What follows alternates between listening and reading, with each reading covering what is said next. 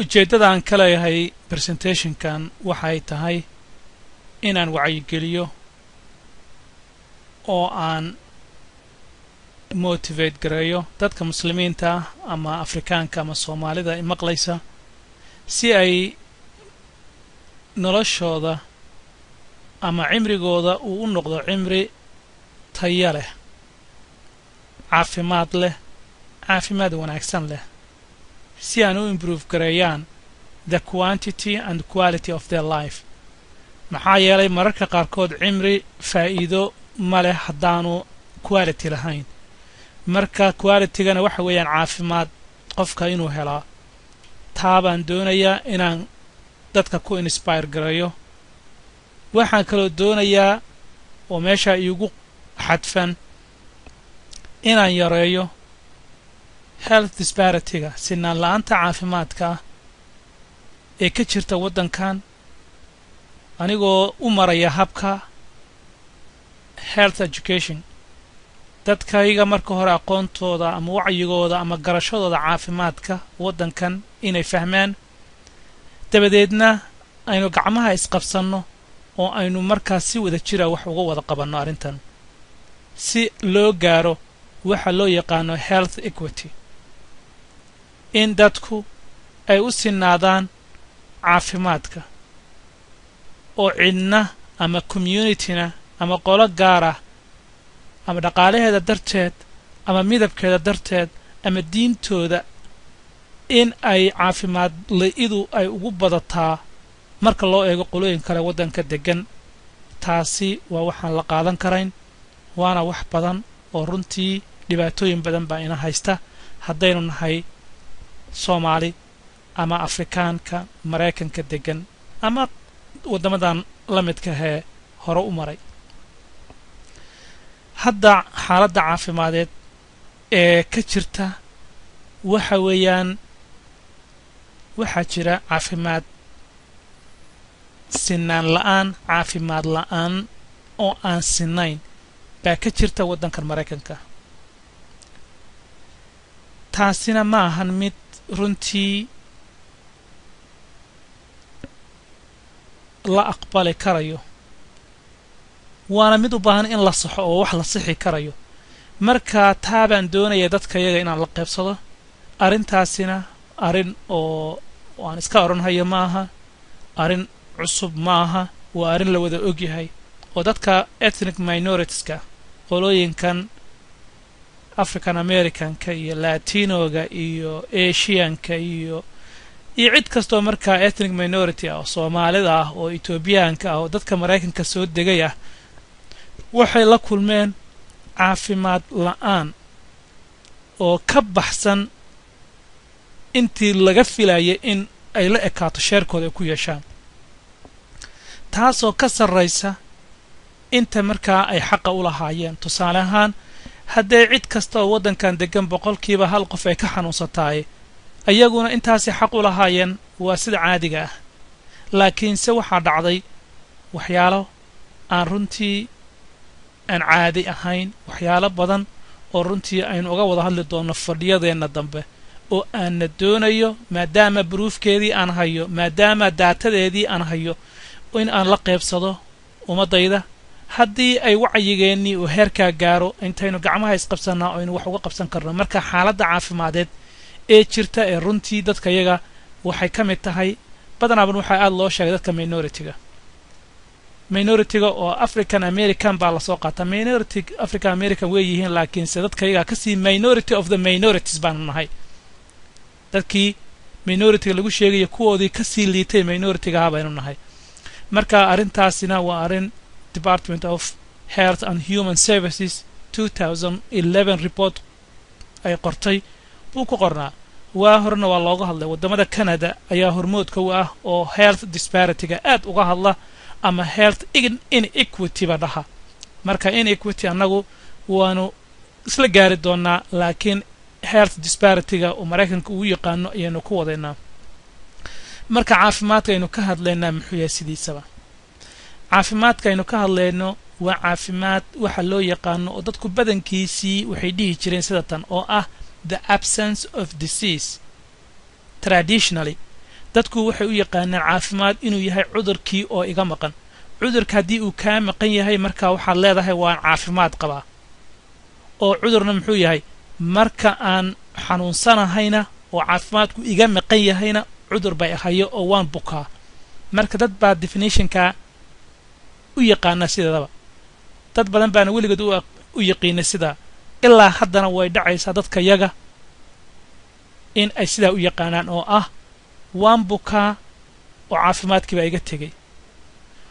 waan caafimaad qabaa oo dhegna ima xanuunayso meel laygama hayo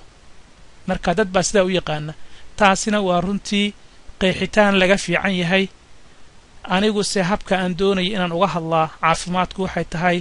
hab caafimaad guudeed public health perspective oo waxaan ka hadli doonaa the conditions that create health caafimaadka keliyata ma ahane waxyaalaha caafimaadka sababa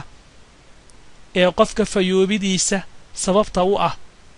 ee haddii middood la waaya aanu qofkaba caafimaad fuul ah aanu helayn taas wayata aan doonaya inaan ka hadlo taana wayata aan doonaya ummaddayda inaan la qaybsado markii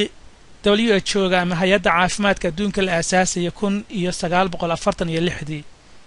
caalamka intuu isu yimid buu wuxuu horta isla afkartay in lagu qeexo caafimaad inuu yahay qofka inuu helaa complete physical mental and social well-being qofka inuu helaa caafimaad jawi oo maxaa la dhihi jiray badi ahaan ama badankiisa physical and mental maskaxiyan iyo social well-being inuu helo ee aysan ahayn keliyata in cudurkii iyo dhaawacii oo kaa maqnaada keliya aysan ahayn caafimaadku ma ahan cudurka iga maqan darteed ma ahan oo markaa waxay meesha ka saareen qeexidii traditionalka ahayd ee dadkay u yaqaaneen caafimaadku inuu yahay cudurkii oo kaa maqan the absence of disease marka waxay yidhahan taa ma ahan ee waxa weeyaan waa xaaladda qofka keenaysa inuu helo complete physical and mental and social well-being marka well-being iyana waan arki doonaa waxay tahay health marka aan ka hadlaynaa waxa weeyaan waa xaalad aan meel fadhin oo mar kasta isbeddelaysa oo qofka si uu gaaro potentialkiisii hadday ahaan lahayd xagga spiritual xagga ruuxiga physical xagga badaniga ah ama xagga ijtimaaciga oo social emotional mental and environmental health qofka inuu badankiisa ama ruuxiisa ama emotional health ama environmental bay'adda uu ku nool yahay iyo maskaxiyan iyo ijtimaaciyan qofka inuu intaasoo dhan iyo in kaloo soo socotaaba uu u helo fayoobid marka caafimaadka haddii middood la waayo marka waxay noqonaysaa inaanu qofkaasi caafimaad dhammaystiran aanu haysan wellness qofka waa inuu helaa the highest level of health possible in each several health dimensionska aynu soo sheegnay inuu qofka helaa caafimaad dhammaystiran oo intii uu awoodda u lahaa qofka marka uu isku helo inuu maskaxiyan iyo spiritually iyo physically environmentally socially iyo inta ayna soo sheegnay oo dhan ay u wada dhammaystirantahay ay u wada fayow yihiin ay isugu dibadhacsan yihiin qofkaasi markaa wuxuu helayaa waxa loo yaqaan xaalad ah inuu fayoobi qabo qofkaasi oo wellness uu ku sugan yahay marka ujeeddada aynu ka leenahay topiga iyaga waxay tahay health goalka inaga aynu rabnaa inaynu gaarnaa waa in wellness la helo oo ah optimal health and vitality in la helo iyadoo dimensionadanna ay jiraan oo ah in physical emotional intellectual spiritual interpersonal and social and environmental intaasoo dhan in oo iswada kaabaya haddii aad fiirsidid cyclekan qofka marka uu haysto spiritualkii uu dhammaystiran yahay oo physicalkiisii oo sidan kanna uu maxaan ku rahdaa emotional intellectual spiritual interpersonal wixii dhan maxaan ku rahdaa qofku wuxuu helayaa deganaan iyo xasilooni spiritual waa ruuxi caqiidiyan qofka marka uu helo haddaynu islamic perspective aan u hadlayo qofka marka iimaan uu helo toobigada dambe aan u geli doonaa iimaan qofka markuu haysto oo islaam uu yahay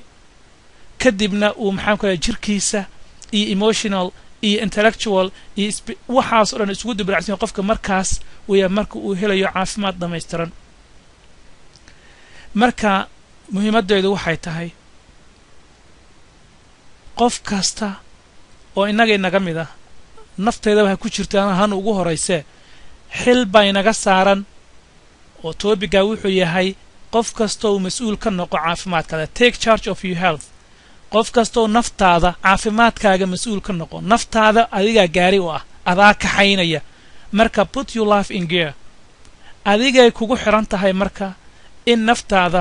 gearka u gelisaa ama birima ku waday ama sugunto ama terzo ama quattro waa markaan ku hadlayo luqadaas ama reverse ama inyatro marka gaariga u gelisaa adigay kugu xiran tahay saa doontaad u kaxaysan kartaa naftaada marka laasi waxaan kuu sheegayaa marka naftaada aad u sheegtaa wixii wanaagsanaa aad u qabataa diiniyan iyo caafimaadiyan marka wax kasta oo wanaagsan naftaada u sameeysaa waxaad helaysaa wellness oo ah the highest potential qofka uu heli karayo laakiin waxaa dhacaysa qofka mararka qaarkood inuu naftiisa la caajiso oo aanu naftiisaba u ogoleen in ay hesho heerkii ugu sarreysay oo qofkii uu isaga kaxaysto naftiisii number 1 iyo number 2 oo speedkiisu iska hooseeyo oo neutral iska yahay laakiinse hore uu garaangarayo waxaan ka hadlay way fahmaysaa marka neutralka marka naftaada ku xaysid oo wixii lagu talagalay aad waxna ka sameynaysid waxna aadan ka sameynayn markii physical activity samee lagu dhaw waxna aad ka sameynaysid waxna aadan ka sameynayn markii cunada qaarkood ka hadlo yiraahdo waxna ka sameynaysid waxna aadan ka sameynayn oo marka aad iska tahay qof adeen neutral ah laakiin dib weyn aan u geysanayn waxa weeyaan nolol waxa iska helaysaa caafimaad dhexdhexaada haysata laakiin mararka qaarkood waxa dhacda dadka qaarkood waana toobiga dhan waxa aan doonayo inaan uga hadlaa waxay doonayaan naftooda inay reverse ku kaxayaan ayagoo Soomaali ah ayagoo muslimiin ah ayagoo Afrikaan ah ayagoo dulman markoodii horeba oo system ku dhex jira ku dhex nool oo dulman ayaa haddana iyagiina waxa ay doonayaan in ay reverse ku kaxayaan oo ay naftoodii ay u kaxayaan oo meel kasta oo qaldan wax kasta oo mamnuuc ku ah xagga caafimaadka wax kasta oo diintu ay ka mamnuucday ayay doonayaan inay u sameeyaan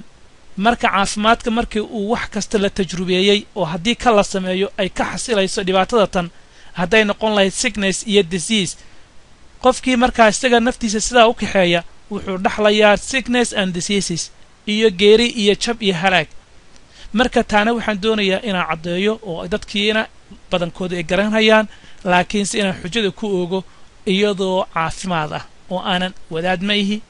kuma wacdinayo aayaad iyo axaadiis kugu wacdiyo kuma hayo laakiinse waxaan kuu sheegayaa waxyaalaha aqoonta public healthga caafimaadka guud ay ogtahay aan ogahay ayaan kula sheergareynayaa hadduu alla idmana waxaan uga hadli doonaa toobigiyada kale. Assalaamu calaykum waraxmatullaahi wabarakaatu.